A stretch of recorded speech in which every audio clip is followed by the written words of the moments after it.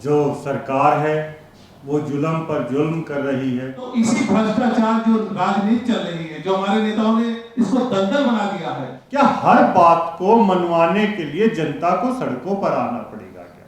ना एमएसपी की गारंटी कानून है, ना किसान की कर्ज माफी की कोई बात कर रहा है, जबकि ये सरकार कह कर आई थी कि हम पहली कलम से किसानों को एमएसपी C2 प्लस 50% स्वामीनाथन की रिपोर्ट के आधार पर देंगे और जवानों को 1 रैंक 1 पेंशन देंगे। ये सरकार इसी बात पे आई थी और किसानों ने, जवानों ने, इस देश के लोगों ने वो कलम उनको दे दी, लेकिन उस कलम से आज तक ना एमएसपी मिला, ना युवा को रोजगार मिला, ना महिलाओं को न्याय मिला। आज हम कहां जाएं, किस पर भरोसा करें? आज देश में महिलाएं सुरक्षित नहीं है। जब इस देश की महिला जज को न्याय नहीं मिल रहा है, इस देश की महिला पहलवानों को न्याय नहीं मिल रहा है, इस देश में मणिपुर हो, कर्नाटक हो, राजस्थान हो, मध्य प्रदेश हो, बच्चियों को न्याय नहीं मिल रहा है, तो इस देश का न्याय कहां चला गया?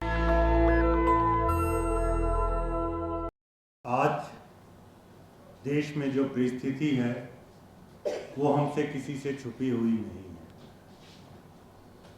जो सरकार है वो जुल्म पर जुल्म कर रही है और विपक्ष मौन बैठा हुआ है।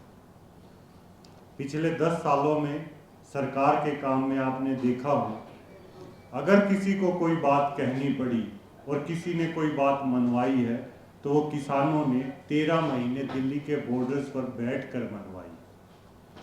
एक सिर्फ छोटी सी बात,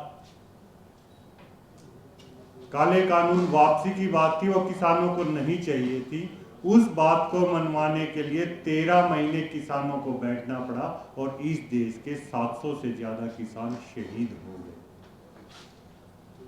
वो शहीद इस देश के किसान थे। पुलवामा में उसी किसान का बेटा जवान शहीद हो गया, लेकिन आज तक उसकी इंक्वायरी नहीं हुई है कि वो क्या से और कहां से वो RDX आया। आज देश में महिलाएं सुरक्षित नहीं है। मेरे से पहले मेरे भाई नारायण अंकुश जी ने बड़े अच्छे से बताया, जब इस देश की महिला जज को न्याय नहीं मिल रहा है, इस देश की महिला पहलवानों को न्याय नहीं मिल रहा है, इस देश में मणिपुर हो, कर्नाटक हो, राजस्थान हो, मध्य प्रदेश हो, बच्चियों को न्याय नहीं मिल रहा है, तो इस देश का न्याय कहां चला गया? आज देश भरोसा करे तो किस पर करे? भाई सरकार है, सरकार गलत कानून ले आई, कोई बात नहीं, अध्यादेश से ले आई, विपक्ष बैठा था। विपक्ष कहां था? क्या हर बात को मनवाने के लिए जनता को सड़कों पर आना पड़ेगा क्या? अग्निवीर की एक ऐसी योजना लाई गई जिससे पूरे देश का युवा बर्बाद हो रहा है। युवा ने सुबह भर्ती में रेस मारनी छोड़ दी है, देश को नशे की तरफ धकेला जा रहा है। क्या इस देश के युवा को हम रोजगार नहीं दे सकते? हमारे भाई ने, अंकुश जी ने बड़े अच्छे से बताया और मैं कह रहा हूं, इस देश में कॉटेज इंडस्ट्री से हर युवा को रोजगार दिया जा सकता है। आज देश में हालात ऐसे हैं, सुबह उठते हैं तो सबसे पहले शहर हो, गांव हो, इंसान घूमने जाता है, खेत की तरफ जाता है, वहां कुछ नहीं है। ना एमएसपी की गारंटी कानून है, ना किसान की कर्ज माफी की कोई बात कर रहा है, जबकि ये सरकार कह कर आई थी कि हम पहली कलम से किसानों को एमएसपी C2 प्लस 50% स्वामीनाथन की रिपोर्ट के आधार पर देंगे और जवानों को 1 रैंक 1 पेंशन देंगे। ये सरकार इसी बात पे आई थी और किसानों ने, जवानों ने, इस देश के लोगों ने वो कलम उनको दे दी, लेकिन उस कलम से आज तक ना एमएसपी मिला, ना युवा को रोजगार मिला, ना महिलाओं को न्याय मिला। देश में स्वास्थ्य की, शिक्षा की हालत आपसे छुपी हुई नहीं है। आज इस देश का किसान ये सोचता है कि जब ये हमारे जवान बॉर्डर पर हमारी सुरक्षा करते हैं तो देश के अंदर क्यों नहीं? आज हम कहां जाएं, किस पर भरोसा करें? विपक्ष पे तो हम भरोसा कर ही रहे थे, विपक्ष हमारी आवाज उठाएगा, लेकिन विपक्ष आवाज उठाता तो 700 किसान शहीद क्यों होते? आज लखीमपुर में जो गाड़ियां चढ़ाई गई उसकी आवाज कौन उठा रहा है? कहीं उठ रही है क्या आवाज? दिल्ली के अंदर महिलाओं जिन्होंने देश का नाम गौरव किया था, उनके सिर पर पैर रखा था। अगर किसी ने नहीं देखा हो तो मीडिया बंधु वो दिखा दें, वो पैर कहां है? कौन उनकी आवाज बनेगा? युवा रोजगार के लिए भटक रहा है, कौन देगा? आज किसान ने भरोसा किया है कि जो कलम उन्होंने पिछली सरकार के हेड को दी थी, अब किसान वो कलम अपने बेटे जवान को देगा। ये कलम की ताकत, सरकार की ताकत, किसान ने निर्णय लिया है वो जवान को देगा, क्योंकि चाहे 65 हो, चाहे 71 हो, चाहे 99 हो, ये कभी हारे नहीं है। इन्होंने देश के लिए शहादतें दी, लेकिन देश को कभी कुर्बान नहीं होने दिया, देश के झंडे को कभी झुकने नहीं दिया।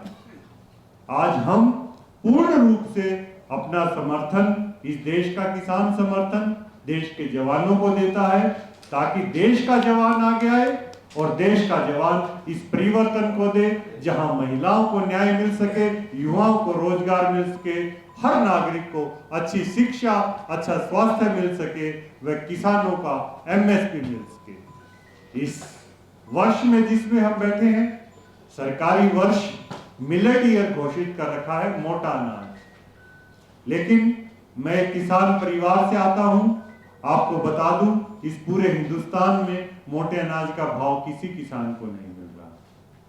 सड़कों पर पड़ा है अनाज। अभी बाजरा, मिलेट के अंदर बाजरा, राई, ज्वार, रागी, ये सभी आता है, उसका भाव मिला क्या? अभी 2 महीने पुरानी बात है, कहीं किसी को कोई भाव नहीं मिला।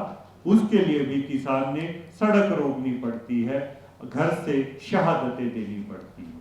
तो इसलिए मैं अपना पूरा भरोसा अपने जवानों पर निर्भर करता हूं, जवानों को वो कलम देता हूं जो पिछली सरकार को दी थी। हम चाहेंगे ये जवान सत्ता में आए और देश को अंदर से भी समृद्ध बनाए। जब जाते हैं ना तो बोलते हैं विकल्प क्या है? आप बोलते हो भाजपा ऐसी है, कांग्रेस ऐसी है, सपा है, सोई कर जितनी भी पार्टियां हैं क्षेत्रीय, तो विकल्प क्या है? विकल्प के रूप में 2-4 साल पहले आया था नौटंकीबाज आदमी, उसने भी और जनता को ठग लिया।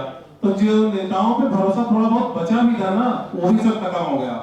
तो अब विकल्प के रूप में आर्मी को आना पड़ा है, क्योंकि जब पूरी दुनिया में कुछ मुसीबत आती है, आंधी तूफान, बारिश, पहाड़ कुछ भी गिर जाता है, जब सब कोई हार जाता है, सारी एजेंसियां, तब जाके आर्मी लगाई जाती है। तो इसी भ्रष्टाचार जो राजनीति चल रही है, जो हमारे नेताओं ने इसको दलदल बना दिया है, अब ये कोई नेता नहीं साफ कर पाएगा। इसको साफ करने के लिए हमारे भारत के जो एक्स आर्मी जितने भी हैं, 40 लाख लोगों ने जो पीड़ा उठाया है कि हम राजनीति में आएंगे और इस दलदल, भ्रष्टाचार और सारी चीजों से मुक्त कराएंगे भारत को, तो इससे मैं बहुत प्रेरित हुआ और मैं भारत की युवाओं की तरफ से आह्वान करता हूं कि सबको, आपको रोजगार, सब कुछ, सुख सुविधाएं, शिक्षा, न्याय, स्वास्थ्य सब कुछ मिलेगा इन सैनिकों के साथ आके। तो आप लोग आओ, हमारे चीफ गेस्ट आए हुए हैं। नेशनल दस्तक की आपसे गुजारिश है कि अगर इसको बचाना चाहते हैं तो नेशनल दस्तक को सब्सक्राइब करने के लिए रेड कलर के सब्सक्राइब बटन को दबाएं, फिर बेल आइकन की घंटी दबाएं। नेशनल दस्तक को बचाने के लिए बहुत जरूरी है कि हर खबर को शेयर करें, लाइक करें, कमेंट जरूर करें।